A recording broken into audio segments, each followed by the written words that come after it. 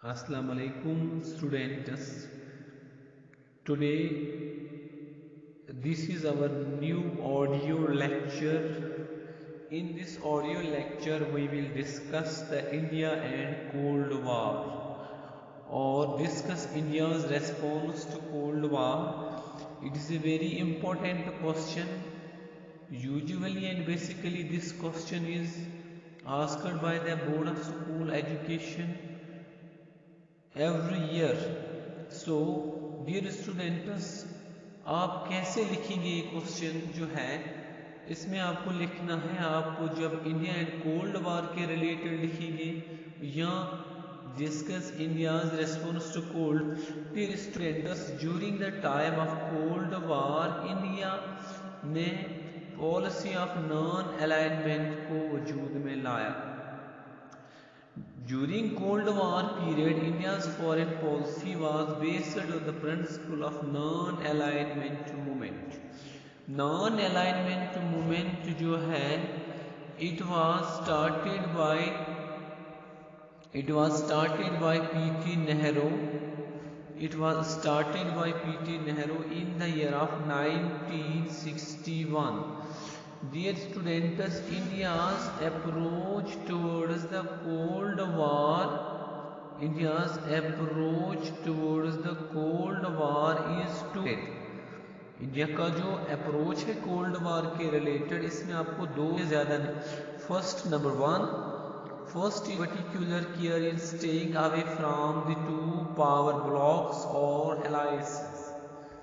India का जो पहला पॉइंट है सरहद जंग में, तो इंडिया वालों ने पहले पर्टिकुलरली जो नॉन अलाइनमेंट का कंसेप्ट नेहरू ने वजूद में लाया, इसका मेन मकसद था किसी भी पावरफुल ब्लॉक से नहीं मिलना. पावरफुल ब्लॉक जो है कोल्ड वार में USA and USSR. And number secondly, it raised its voice against the newly decolonized countries becoming part of Cold War alliances. कुछ कंट्रीज एशिया के, अफ्रीका के, लैटिन अमेरिका के कंट्रीज, इनके खिलाफ आवाज़ उठाई नेहरू ने कि ये जो कंट्रीज़ हैं ये न्यूली आज़ाद मुल्क हैं, ये न्यूली डिकॉलोनाइज्ड कंट्रीज़ हैं, लिहाजा इन्होंने नई नई आज़ादी हासिल की है, इनको अपनी आज़ादी को मद्देनज़र रखना है और किसी भी पावरफुल ब्लॉक से नहीं मिलना है जो cold war politics world level पे खेल रहे हैं.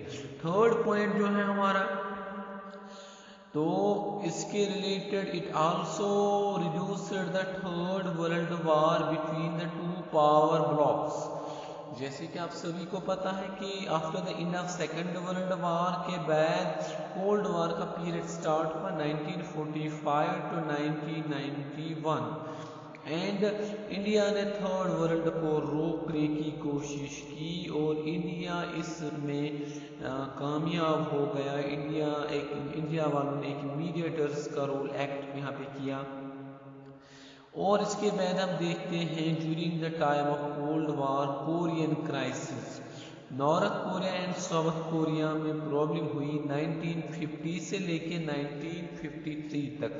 और नॉर्थ कोरिया वाले union of Soviet socialist Republic को उन्होंने ज्वाइन किया और साउथ कोरिया ने यूनाइटेड स्टेट्स ऑफ अमेरिका को ज्वाइन किया. तो इंडिया ने यहाँ पे समझाया दोनों ब्लॉक्स को, पावरफुल ब्लॉक्स को, कि आप कोरिया को डिवाइड ना करें और इससे क्या होगा, इससे ज़्यादा प्रॉब्लम क्रिएट हो जाएगी. इसके बाद जो नॉन अलाइनमेंट की समिट हुई 1976 में कोलंबो में, Colombo is the capital of Sri Lanka.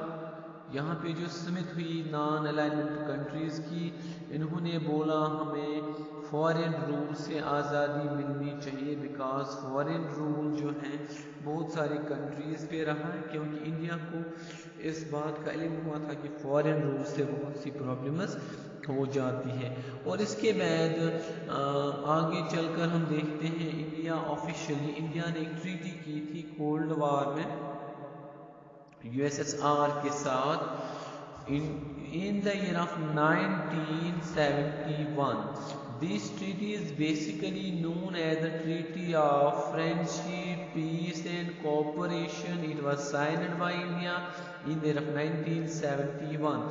This treaty was signed for the time period of 20 years. ये वाली treaty जो थी ये साइन की गई 20 इयर्स के लिए, और इस ट्रीटी का मेन मकसद था इंडिया ने यूएसएसआर से टेक्नोलॉजिकल एंड अदर प्रॉब्लम्स जो थी इंडिया के साथ उनको दूर करने के लिए इसने यूएसएसआर के साथ एग्रीमेंट किया। लेकिन दूसरे हिसाब से जब हम देखते हैं इंडिया ने एग्रीमेंट इसलिए किया उनके साथ ताकि इनकी अटेंशन थोड़ी डाइवर्ट हो जाएगी और ये कोल्ड वार को थोड़ा सा रोकेंगे। इसके बाद इंडिया ने एक ग्रुप वजूद में लाया जिसको हम बोलते हैं यहाँ 6 नेशंस डिसआर्मामेंट ग्रुप, और ये 1879 यहाँ पे ये जो 6 डिसआर्मामेंट ग्रुप है ये इंडिया ने 1979 में वजूद में लाया जिनेवा में स्विट्जरलैंड में। इसका मेन मकसद था armaments, nuclear weapons, anti ballistic missile system पे पाबंदी लगाई जाए, बिकॉज इससे loss of life and loss of property हो जाती है। इसके बाद इंडिया ने बहुत सारी ट्रीटीज पे साइन नहीं किया, जैसे कॉम्प्रहेंसिव टेस्ट बैन ट्रीटी, इसको कभी कभी हम बोर्ड वाले शॉर्ट में डालते CTBT, comprehensive test ban treaty. And इसके बाद जो है 1963 में ये ट्रीटी बनाई गई। इसके बाद नॉन प्रोलिफरेशन ट्रीटी 1968। तो ये वाली ट्रीटीज जो है इंडिया ने इन ट्रीटीज पे साइन नहीं किया। इंडिया ने बोला these treaties are basically discriminatory in nature as these treaties neglect the issues and interests of the developing countries.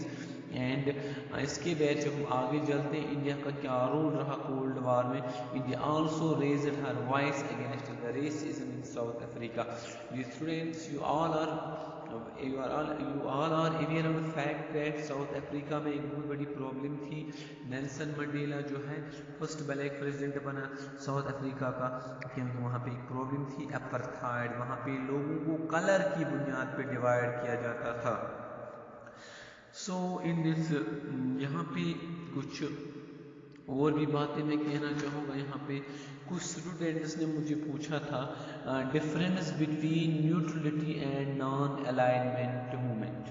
Dear students, इसको हम थोड़े पॉइंट्स में ब्रेक डाउन करेंगे। The term neutrality is basically point number 1, the term neutrality is basically concerned with war like situations whereas non नॉन अलाइनमेंट is concerned with both war and peace like situations. Number 2, neutrality is a term essentially used in international law, whereas non-alignment is a term basically used in interrelations.